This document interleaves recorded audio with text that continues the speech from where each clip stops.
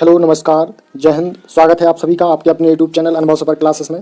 दोस्तों आज हम बात करने वाले हैं एमपी पटवारी का जो ओल्ड पेपर है उसको डिस्कस करने वाले हैं। ठीक है, एमपी पटवारी 2017। दोस्तों जो 2017 में एमपी पटवारी के जो एग्जाम हुए थे उसको आज हम डिस्कस करने वाले हैं, तो आप वीडियो को अंत तक जरूर देखिए। दोस्तों अगर आप चैनल पर पहली बार आए हैं तो प्लीज़ चैनल को सब्सक्राइब जरूर कर लें और साथ में बेल आइकन जरूर प्रेस करें जिससे कि इस प्रकार की नोटिफिकेशन आप तक पहुँच सकें। तो दोस्तों चलते हैं अपने क्वेश्चन की ओर। दोस्तों हमारा पहला क्वेश्चन है, सबसे पहले हम दोस्तों देखेंगे जनरल नॉलेज के क्वेश्चन। जनरल नॉलेज के दोस्तों 20 क्वेश्चन आते हैं। ठीक है, तो 20 क्वेश्चन हम डिस्कस करने वाले हैं। दोस्तों हमारा पहला क्वेश्चन है, भीमबेटका गुफाएं के लिए प्रसिद्ध है। तो भीमबेटका गुफाएं किसके लिए प्रसिद्ध हैं दोस्तों? शैल चित्रों के लिए। भीमबेटका गुफाएं शैल चित्रों के लिए प्रसिद्ध हैं। दोस्तों हमारा नेक्स्ट प्रश्न है मध्य प्रदेश के किस जिले में Lakshmibai National Institute of Physical Education स्थित है? तो इसका सही आंसर हो जाएगा दोस्तों ग्वालियर। ग्वालियर में दोस्तों Lakshmibai National Institute of Physical Education स्थित है, याद रखेंगे। हमारा अगला प्रश्न है, परमाणु ऊर्जा आयोग देश में परमाणु ऊर्जा गतिविधियों हेतु नीति प्रतिपादित करने के लिए उत्तरदायी है। यह कब स्थापित किया गया था? तो इसका सही आंसर हो जाएगा 1948। दोस्तों 1948 में यह स्थापित किया गया था। हमारा अगला प्रश्न है, निम्नलिखित में से किस पदार्थ की कमी के कारण बेरी होता है? तो इसका सही आंसर हो जाएगा पहला विटामिन B1। विटामिन B1 की कमी से दोस्तों वेरी हो जाता है, याद रखेंगे। हमारा अगला प्रश्न है, अखिल भारतीय मुस्लिम लीग की स्थापना कब हुई थी? तो दोस्तों 1906। 1906 में अखिल भारतीय मुस्लिम लीग की स्थापना की गई थी। हमारा अगला प्रश्न है, अंतर्राष्ट्रीय बाघ दिवस प्रत्येक वर्ष 29 जुलाई को मनाया जाता है। अंतर्राष्ट्रीय बाघ दिवस प्रत्येक वर्ष 29 जुलाई को मनाया जाता है, याद रखेंगे दोस्तों अगर वीडियो अच्छा लगे तो लाइक जरूर करें। राज्यों में अध्यादेश कौन लागू करता है? तो इसका सही आंसर हो जाएगा राज्यपाल। राज्यपाल राज्यों में अध्यादेश लागू करता है। हमारा प्रश्न है, इस हिमालय क्षेत्र में 1 महीने के लंबे समय तक सैन्य गतिरोध में भारत और चीन बंद थे। क्षेत्र का नाम बताएं। तो दोस्तों इसका सही आंसर हो जाएगा डोकलाम। ठीक है, डोकलाम यह क्षेत्र है जहाँ पे सैन्य गतिरोध में भारत और चीन बंद थे। दोस्तों करंट अफेयर्स से 1-2-3 प्रश्न पूछे जाते हैं, तो दोस्तों हमने करंट अफेयर्स के कुछ वीडियो डाले हुए हैं, आप प्ले लिस्ट में जा करके देख लीजिए। दोस्तों वीडियो को लाइक ज़रूर करें, ठीक है दोस्तों, और दोस्तों में शेयर। दोस्तों हमारा प्रश्न है, डॉक्टर V.R. अम्बेडकर द्वारा निम्नलिखित में से कौन सा अनुच्छेद संविधान का दिल और आत्मा कहलाता है? तो इसका सही आंसर हो जाएगा आर्टिकल 32 यानी अनुच्छेद 32। अनुच्छेद 32 को संविधान का दिल और आत्मा कहा जाता है। दोस्तों हमारा अगला प्रश्न है, टाटा समूह कंपनियों के संस्थापक कौन थे? तो इसका सही आंसर हो जाएगा जमशेद जी नुसीरवान जी टाटा, याद रखेंगे। जमशेद जी नुसीरवान जी टाटा टाटा समूह कंपनी के संस्थापक थे। दोस्तों हमारा अगला प्रश्न है, निम्नलिखित में से कौन सी नृत्य शैली रुक्मामणि देवी अरुडेल से संबंधित है? तो इसका सही आंसर हो जाएगा भारतनाट्यम। भारतनाट्यम दोस्तों रुक्मामणि देवी अरुडेल से संबंधित है। हमारा प्रश्न है, भारत में सबसे बड़ा रेगिस्तान कौन सा है, कहाँ पे है? तो हमारा सही आंसर हो जाएगा दोस्तों राजस्थान। भारत में सबसे बड़ा रेगिस्तान राजस्थान में स्थित है। राजस्थान की राजधानी दोस्तों जयपुर है। दोस्तों हमारा अगला प्रश्न है, काफ़ी उच्च श्रेणी का लौह अयस्क दुर्ग और बस्तर के जिलों में पाया जाता है। काफ़ी उच्च श्रेणी का लौह अयस्क दुर्ग और बस्तर के जिलों में पाया जाता है। हमारा अगला प्रश्न है, नोबेल पुरस्कार विजेता कैलाश सत्यार्थी का जन्म विदिशा में हुआ था, याद रखेंगे। नोबेल पुरस्कार विजेता कैलाश सत्यार्थी का जन्म विदिशा जिले में हुआ था। ठीक है, हमारा अगला प्रश्न है, मंगलनाथ का मंदिर कहाँ है जो मंगल ग्रह को समर्पित है? तो इसका सही आंसर हो जाएगा उज्जैन। दोस्तों उज्जैन जिले में मंगलनाथ का मंदिर है जो मंगल ग्रह को समर्पित करता है, याद रखेंगे। दोस्तों हमारा अगला प्रश्न है, महाराज छत्रसाल की समाधि कहाँ स्थित है? तो इसका सही आंसर हो जाएगा धुवेला। धुवेला में महाराज छत्रसाल की समाधि स्थल है। हमारा अगला प्रश्न है, कर्नल मार्टिन द्वारा किस मंदिर का पुनर्निर्माण किया गया था? तो इसका सही आंसर हो जाएगा वैजनाथ महादेव मंदिर। वैजनाथ महादेव मंदिर कर्नल मार्टिन द्वारा पुनर्निर्माण किया गया था, याद रखेंगे। दोस्तों हमारा अगला प्रश्न है 2014 में इस समुदाय को अल्पसंख्यक का दर्जा मिला, उसका नाम बताइए। तो कौन सा है? जैन। जैन धर्म को 2014 में अल्पसंख्यक का दर्जा प्राप्त है। हमारा अगला प्रश्न है, ओलंपिक पदक जीतने वाली प्रथम भारतीय महिला पहलवान कौन है? तो इसका सही आंसर हो जाएगा साक्षी मलिक। साक्षी मलिक ओलंपिक में पदक जीतने वाली प्रथम भारतीय महिला पहलवान हैं, याद रखेंगे दोस्तों। हमारा अगला प्रश्न है, 2011 की जनगणना के अनुसार मध्य प्रदेश की साक्षरता दर यानी कि लिटरेसी रेट कितना है? 70.6%। 70.6% 2011 की जनगणना के अनुसार मध्य प्रदेश की साक्षरता दर है। अब दोस्तों इसके बाद 20 प्रश्न जनरल मैथ और जनरल एप्टीट्यूड यानी कि 10 प्रश्न दोस्तों 10 प्रश्न पूछे जाते हैं मैथ के और 10 पूछे जाते हैं रीजनिंग के। ठीक है, तो आप देख लीजिए इस प्रकार के प्रश्न पूछे जाते हैं। ठीक है, सभी टॉपिक से एक एक प्रश्न पूछे जाते हैं। तो आप यहाँ पे जैसे कि ये वर्गमूल पूछा गया है कि 441 किसका वर्गमूल होता है? तो दोस्तों 21 का होता है। ठीक है, तो कुछ क्वेश्चन दोस्तों बहुत ही सिंपल पूछे जाते हैं। ये एवरेज पूछा गया है, तो यहाँ पे एवरेज कैसे निकालते हैं? 15 + 69 + 33 + 36 और +22, मतलब कि जितनी भी संख्याएं हैं उनको हम जोड़ देंगे और जितनी संख्या है उससे हम डिवाइड कर देंगे। तो कितनी संख्या है दोस्तों? 5। तो 5 से डिवाइड करेंगे इन जोड़ने के बाद, तो हमारा आंसर कितना आएगा? 35। ठीक है, एक बार आप ट्राई कर सकते हैं इसको। दोस्तों ये इस प्रकार के जो प्रश्न हैं पूछे जाते हैं। ठीक है, हर टॉपिक से, तो आप इनको पॉज करके सॉल्व कर सकते हैं। जो भी क्वेश्चन नहीं बने तो आप हमें कमेंट बॉक्स में कमेंट करके पूछ सकते हैं। ठीक है दोस्तों वीडियो को लाइक और दोस्तों में शेयर जरूर करें और चैनल को सब्सक्राइब जरूर कर लें। दोस्तों अब बात करते हैं जनरल हिंदी। जनरल हिंदी के 20 प्रश्न पूछे जाते हैं। ठीक है, तो ये बहुत ही मोस्ट इंपॉर्टेंट प्रश्न है और जो कि 2017 के पेपर में पूछे गए हैं। और दोस्तों कई बार ऐसा होता है कि जो हम ओल्ड पेपर लगाते हैं, सॉल्व करते हैं, उससे कहीं ना कहीं 10 से 20% आने वाली परीक्षा में पूछे जाते हैं। तो आप वीडियो को पूरा जरूर देखिए दोस्तों अब डिस्कस करने वाले हैं जनरल हिंदी के 20 प्रश्न। ठीक है, तो हमारा पहला प्रश्न है राजस्थानी पहाड़ी। ठीक है, राजस्थानी पहाड़ी पश्चिमी हिंदी, पूर्वी हिंदी तथा बिहारी हिंदी की उपभाषाएं हैं। राजस्थानी पहाड़ी पश्चिमी हिंदी, पूर्वी हिंदी और बिहारी हिंदी की उपभाषाएं हैं। ये क्वेश्चन पूछा गया था। दोस्तों हमारा सेकंड क्वेश्चन है संयुक्त अक्षर क्या है? तो इसमें से हमें बताना है, तो कौन सा है? कुम्हार। ठीक है, कुम्हार क्या है हमारा दोस्तों? संयुक्त अक्षर। हमारा अगला प्रश्न है हंस शब्द का अर्थ क्या होता है? एक पक्षी। हंस क्या है? एक पक्षी है, याद रखेंगे।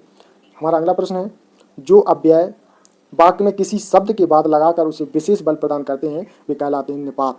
क्या कहलाते हैं दोस्तों? निपात। निपात किसे कहा जाता है? जो अव्यय वाक्य में किसी शब्द के बाद लगकर उसे विशेष बल प्रदान करते हैं उसे हम क्या कहते हैं दोस्तों? निपात कहा जाता है।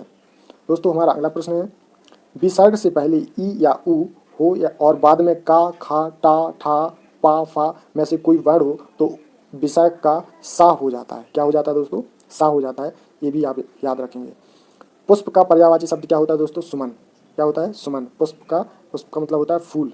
ठीक है, अगला प्रश्न है जो नया आया हो के लिए एक शब्द क्या है? नवागतुक। क्या होता है? जो नया आया हो उसके लिए एक शब्द क्या हो जाएगा? नवांगतुक।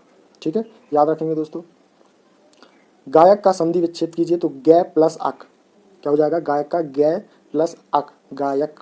ठीक है, हमारा पाप का विलोम शब्द क्या होता है दोस्तों? पुण्य। ये आपको सभी को पता होगा क्योंकि बहुत ही सिंपल था। अगला है सम उपसर्ग से बना शब्द कौन सा है? सम्मुख। ठीक है, उपसर्ग दोस्तों किसी भी शब्द के पहले जोड़े जाते हैं। ठीक है, और जो बाद में जोड़े जाएं उसको हम क्या बोलते हैं? प्रत्यय। ठीक है, तो यहाँ सम उपसर्ग से बना शब्द कौन सा है? सम्मुख, याद रखेंगे। हमारा अगला प्रश्न है घर आंगन शब्द में कौन सा समास है? तो कौन सा है दोस्तों? द्वंद्व समास। जहाँ पे दोस्तों डैश लगा हो वहाँ पे लगभग द्वंद्व समास उपयोग होता है, याद रखेंगे।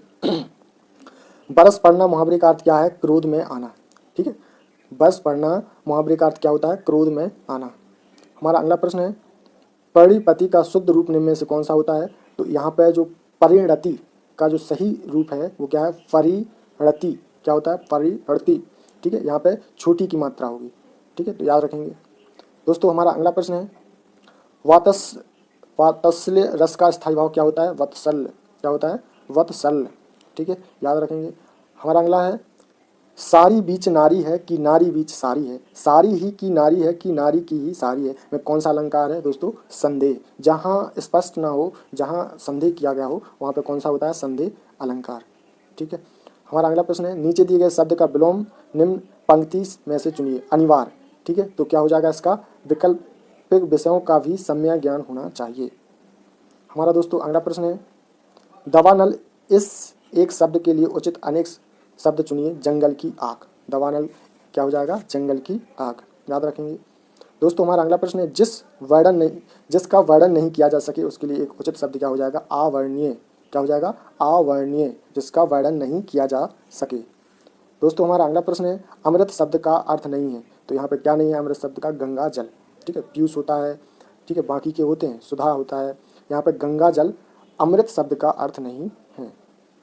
दोस्तों हमारा अगला प्रश्न है, गिरह कटक का समास विग्रह बताइए। ग्रह को काटने वाला क्या हो जाएगा? ग्रह कटक का समास विग्रह क्या हो जाएगा? ग्रह को काटने वाला। दोस्तों इसके बाद हम बात करेंगे रूरल इकोनॉमी एंड पंचायती राज। इसके भी 20 प्रश्न पूछे जाते हैं, तो 20 प्रश्नों को हम डिस्कस करने वाले हैं, तो आप वीडियो को अंत तक जरूर देखिए। दोस्तों अगर आप चैनल पर पहली बार आए हैं तो प्लीज़ चैनल को सब्सक्राइब जरूर कर लें। हमारा प्रश्न है,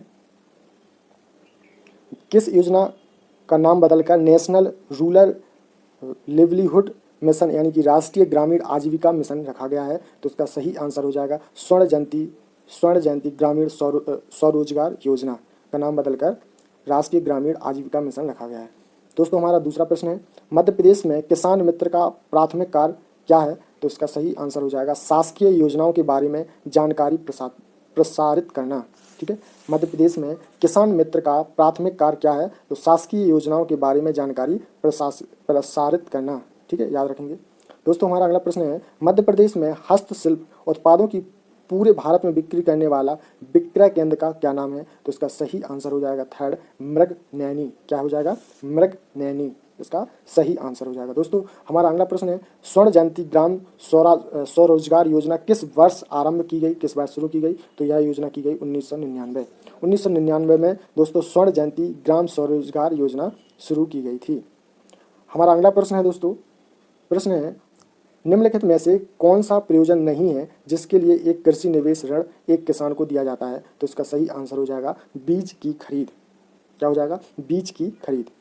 हमारा अगला प्रश्न है, सुकन्या समृद्धि योजना के अंतर्गत खाता खोलने के लिए अधिकतम किस आयु की बालिका पात्र है? तो कम से कम कितनी होना चाहिए दोस्तों? अधिकतम कितनी होनी चाहिए? 10 वर्ष।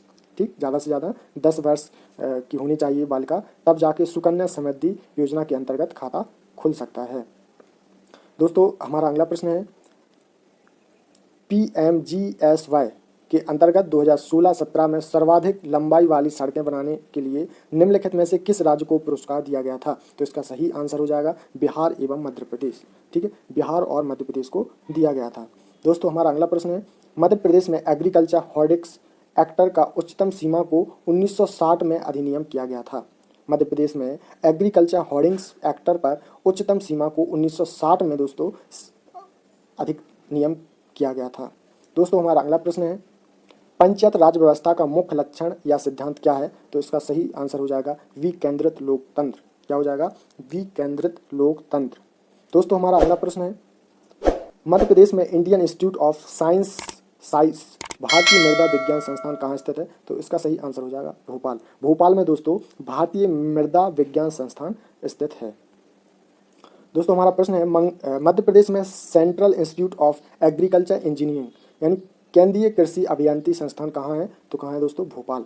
ठीक है, भोपाल मध्य प्रदेश की राजधानी है। यहाँ पे मध्य प्रदेश में central institute of agriculture engineering स्थित है भोपाल में। दोस्तों हमारा प्रश्न है, मध्य प्रदेश में कुल कितनी कृषि मंडियाँ विनियमित हैं? तो कितनी है दोस्तों? 500 से 600। कितनी है? 500 से 600 मंडियाँ हैं, कृषि मंडियाँ। दोस्तों हमारा प्रश्न है, भारत में निम्नलिखित में से किस प्रजाति का चावल नहीं पाया जाता है? तो इसका सही आंसर हो जाएगा नीला चावल। कौन सा चावल नहीं पाया जाता है दोस्तों? किस प्रजाति का? तो नीला चावल नहीं पाया जाता है।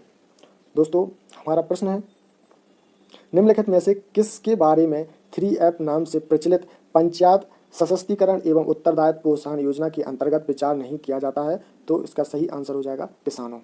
ठीक है दोस्तों, हमारा अगला प्रश्न है, भारत में मार्च 2016 तक कितने क्षेत्रीय ग्रामीण बैंक कार्यरत हैं? तो कितने हैं दोस्तों? 56।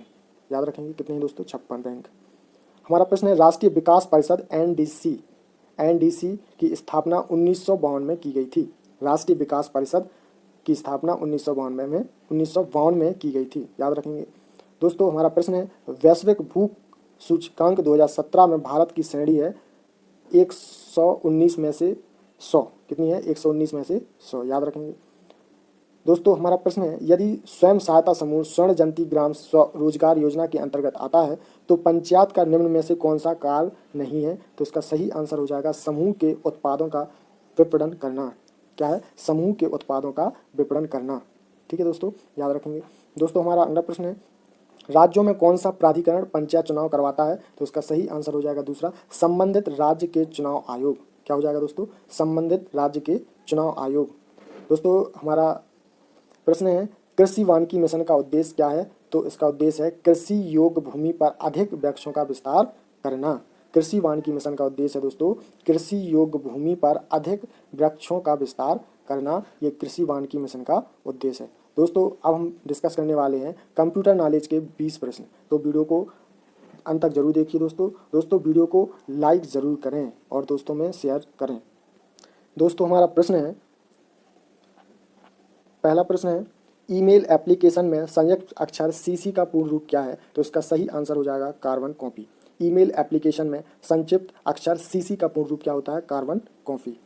दोस्तों हमारा अगला प्रश्न है, एक इनपुट डिवाइस नहीं है। तो स्कैनर एक इनपुट डिवाइस है, कीबोर्ड भी है, माउस भी है, प्रिंटर एक आउटपुट डिवाइस है। ठीक है दोस्तों, तो एक इनपुट डिवाइस नहीं है, ये पूछा गया था। तो क्या हो जाएगा हमारा सही आंसर? प्रिंटर। ठीक है दोस्तों, अगला प्रश्न है, गैट चार्ट को इसमें आसानी से बनाया जा सकता है। तो किसमें बनाया जा सकता है? MS Excel 2007।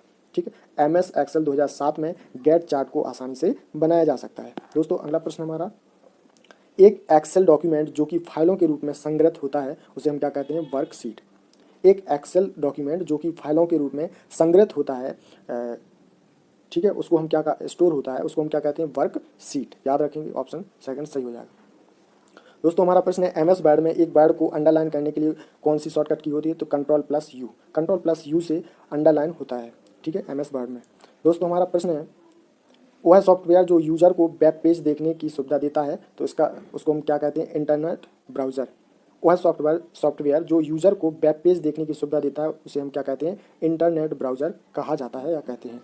दोस्तों हमारा अगला प्रश्न है, एक कंप्यूटर बूट नहीं हो सकता यदि इसमें ऑपरेटिंग सिस्टम नहीं है। एक कंप्यूटर बूट नहीं हो सकता यदि इसमें क्या नहीं है? ऑपरेटिंग सिस्टम नहीं है। दोस्तों हमारा अगला प्रश्न है, MS वर्ड डॉक्यूमेंट में, दोस्तों हमारा प्रश्न है,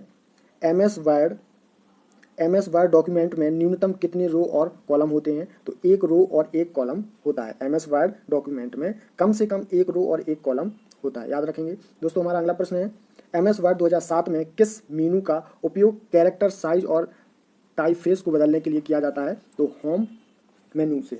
ठीक है, MS वर्ड 2007 में होम मेनू का उपयोग करके कैरेक्टर साइज और टाइपफेस को बदलने के लिए किया जाता है। दोस्तों हमारा अगला प्रश्न है, CPU का एक हिस्सा नहीं है। तो किसका नहीं है? प्रोग्राम यूनिट CPU का एक हिस्सा नहीं है, याद रखेंगे दोस्तों, वेरी मोस्ट इंपोर्टेंट प्रश्न। एक डॉक्यूमेंट में प्रिंट के लिए पेज रेंज को सिलेक्ट करने के लिए या करने हेतु किस स्पेशल कैरेक्टर का उपयोग किया जाता है? तो हाइफन एक डॉक्यूमेंट में प्रिंटिंग के लिए पेज रेंज को सिलेक्ट करने के लिए हाइफन स्पेशल कैरेक्टर का उपयोग किया जाता है। दोस्तों हमारा अगला प्रश्न है, निम्नलिखित में से कौन सा एक नेटवर्क जैसे एक कार्यक्रम, फाइल, फोल्डर आदि या आपके कंप्यूटर पर किसी आइटम को एक्सेस करने के लिए एक लिंक है? तो क्या हो जाएगा इसका? शॉर्टकट। क्या हो जाएगा इसका आंसर सही? शॉर्टकट आंसर सही हो जाएगा। दोस्तों हमारा प्रश्न है, MS वर्ड 2007 में कौन सा शब्द फॉन्ट ग्रुप से संबंधित नहीं है? तो इसका सही आंसर हो जाएगा फॉन्ट ग्रामर। ठीक है, MS वर्ड 2007 में कौन सा शब्द फॉन्ट ग्रुप से संबंधित नहीं है? तो कौन सा नहीं है दोस्तों? फॉन्ट ग्रामर संबंधित नहीं है, याद रखेंगे। दोस्तों हमारा प्रश्न है, डॉट मैट्रिक्स एक प्रकार का होता है। तो क्या होता है? प्रिंटर। डॉट मैट्रिक्स प्रिंटर का एक प्रकार है। ठीक है दोस्तों, हमारा अगला प्रश्न है अनपेक्षित कॉमर्शियल ईमेल को किस नाम से भी जाना जाता है? तो स्पैम। ठीक है, किसके नाम से जाना जाता है दोस्तों? स्पैम के नाम से जाना जाता है। दोस्तों हमारा प्रश्न है, MS वर्ड में आप निम्न के द्वारा एक पेज ब्रेक को फोर्स कर सकते हैं। तो अपने कर्सर को उचित स्थान पर रखकर Ctrl+Enter कुंजी दबाकर MS वर्ड में आप निम्न के द्वारा एक पेज को ब्रेक कर सकते हैं। ठीक है दोस्तों, हमारा प्रश्न है, एक कंप्यूटर निम्न में से क्या परिणाम प्रदर्शित नहीं कर सकता है? तो इसका सही आंसर हो जाएगा थिंकिंग। ठीक है, थिंकिंग एक कंप्यूटर निम्न में से परिणाम प्रदर्शित नहीं कर सकता। तो इसका सही आंसर हो जाएगा थर्ड। दोस्तों हमारा प्रश्न है, हाई स्पीड इंटरनेट कनेक्शन या वाइड ब्रॉड ट्रांसमिशन इस नाम से भी जाना जाता है। तो इसका सही आंसर हो जाएगा ब्रॉडबैंड नेटवर्क। ठीक है, क्या हो जाएगा? ब्रॉडबैंड नेटवर्क इसका सही आंसर हो जाएगा।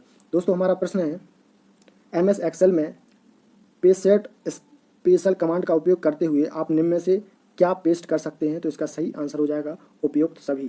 ठीक है, उपयुक्त सभी कर सकते हैं। फॉर्मेट, केवल फॉर्मेट कर सकते हैं, और इसके अलावा केवल फॉर्मूला, ये सभी चीज़ें कर सकते हैं। तो इसका सही आंसर हो जाएगा डी। दोस्तों हमारा लास्ट प्रश्न है एक्सेल में J6 जैसे एक अक्षरकीय संयोजना का अर्थ क्या होता है? तो इसका सही आंसर हो जाएगा सेल एड्रेस। ठीक है, क्या हो जाएगा दोस्तों? Cell address. तो दोस्तों आपको हमारा ये वीडियो कैसा लगा?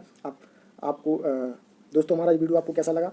कमेंट बॉक्स में जरूर बताएं। दोस्तों अगर हमारा वीडियो पसंद आया हो तो प्लीज़ वीडियो को लाइक करें और चैनल को प्लीज़ सब्सक्राइब जरूर कर लें, साथ में बेल आइकन जरूर प्रेस करें, जिससे कि इस प्रकार की नोटिफिकेशन आप तक पहुंच सकें। तो दोस्तों फिर मिलेंगे एक न्यू वीडियो के साथ, एक नए ओल्ड पेपर के साथ। जय हिंद, नमस्कार।